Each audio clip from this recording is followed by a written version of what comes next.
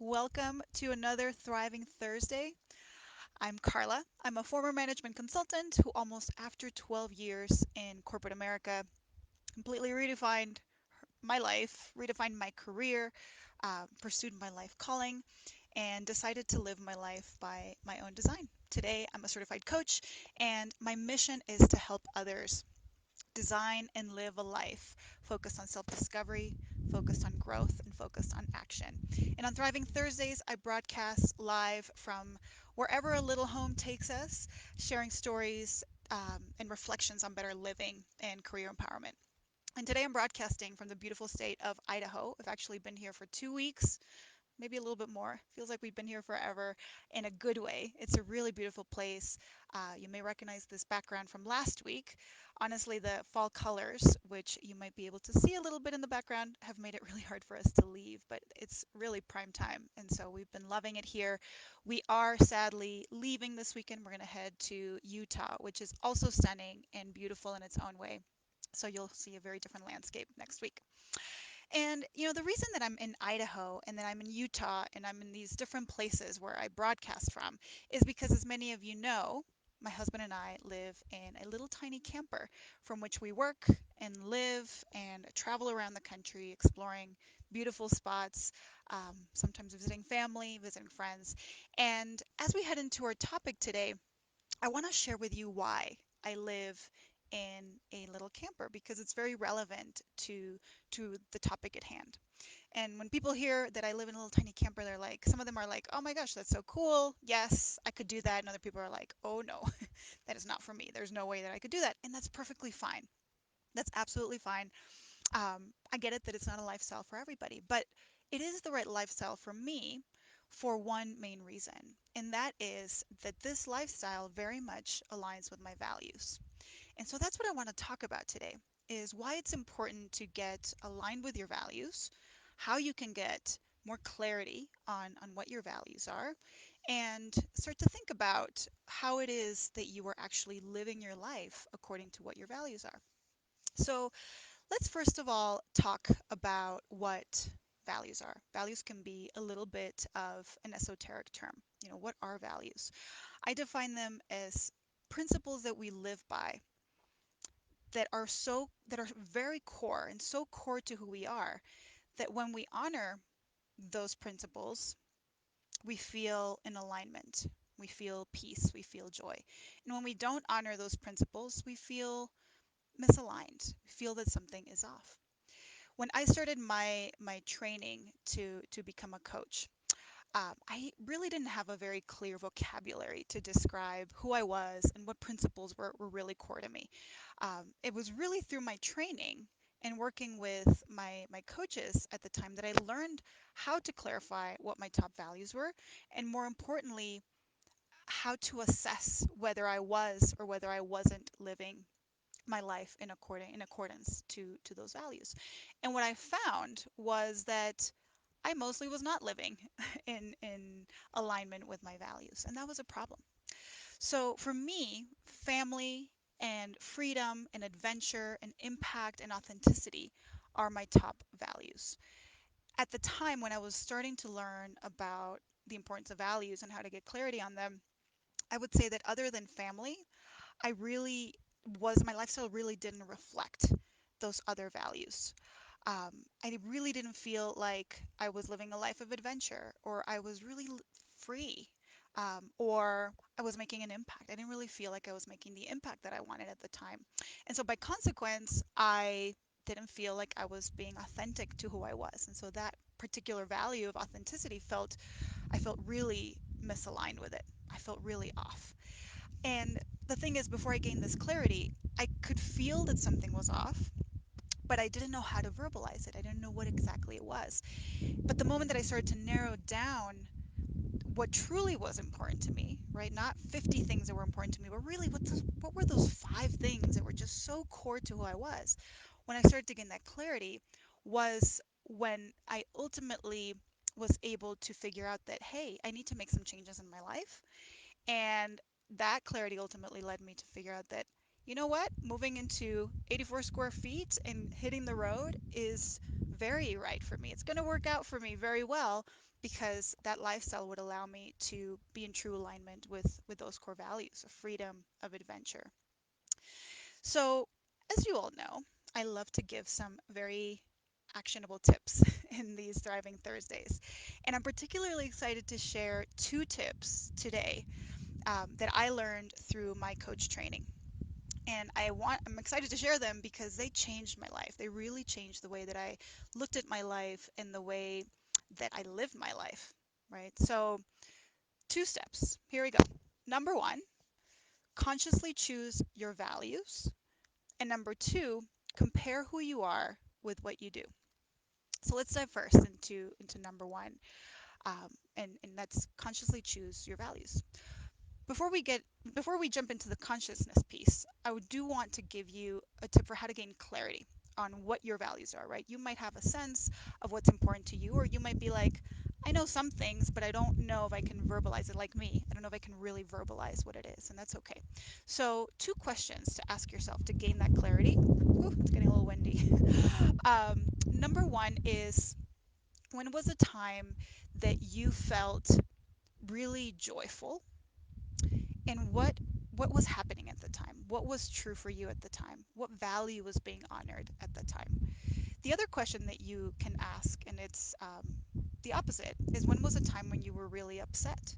Because sometimes when we're upset, and we know when a value of ours has been crossed, right? So a question might be, when was a time that you were really upset, and what was a value that was not being honored?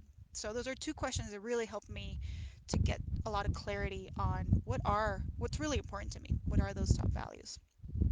So as you start to get that clarity of what are those 3 to 5 values that are really core and fundamental to who you are, now you can start to think about them and analyze them, and ask yourself, are you consciously choosing those values? According to the Institute for Professional Excellence in Coaching, or IPEC, which is the school that I went through and I got my certification through, there are two types of values: fear-based values and conscious-based values. Fear-based values are those that may come from our past, that may come from experiences that we've had that have now manifested themselves in values that perhaps protect us from something, to help us avoid something.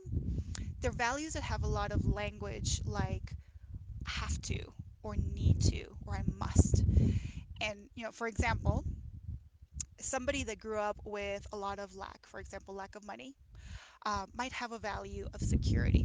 And they might say things like, I must save money, or I must not spend money so I can give my children financial security. Security is important to them, but it's also important to recognize that this value of security may be coming from a place of fear of not having enough based on how that person grew up.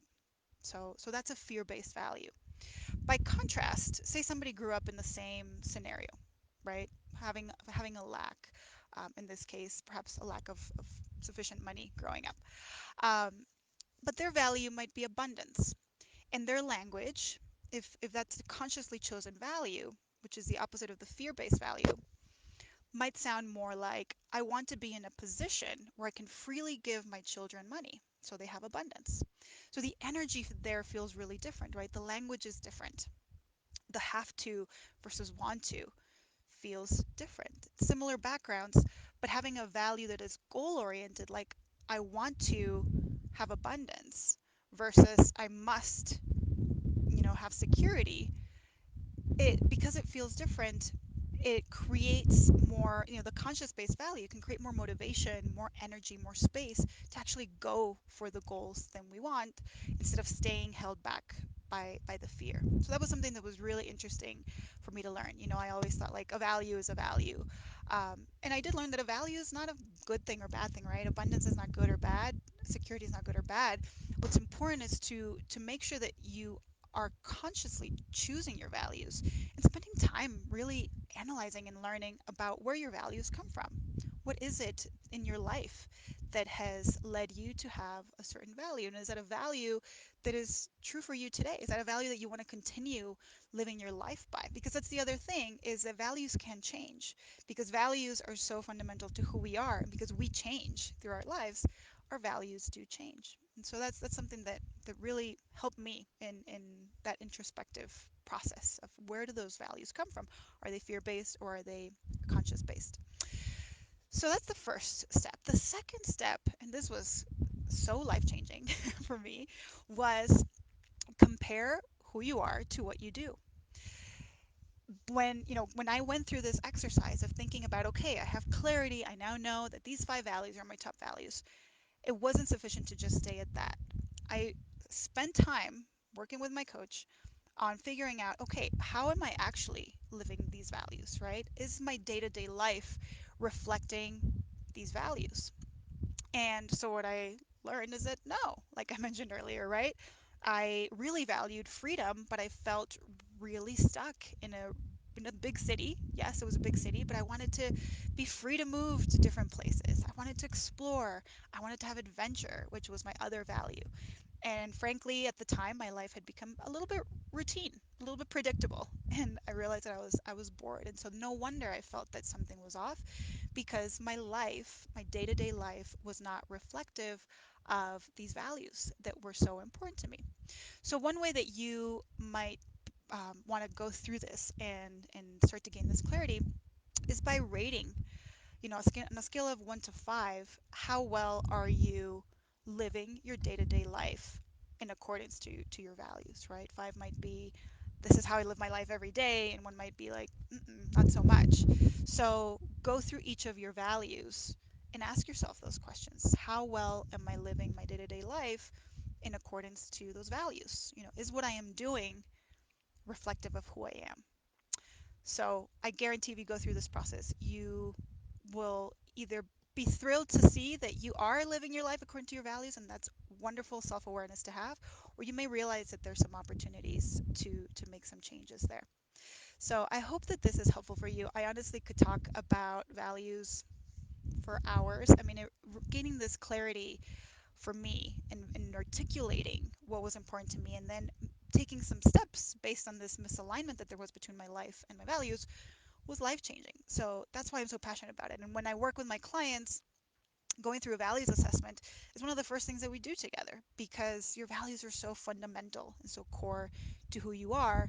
And it's so critical to take the time to not just let life pass you by and ignore those feelings that you might have of like, something is off, but actually to truly spend the time discovering what are your values and how well are you or are you not living your life according to those values. So thank you so much for joining me on this Thriving Thursday. I am thrilled to continue having these. I love the comments that I get. If you're out there, I haven't been able to figure out in this setting how I can see who's on, which is kind of crazy, but I do see the comments that you all leave me. So every time I see a comment, the light inside of me lights up and I smile. So thank you very much. If you're out there live, drop me a comment.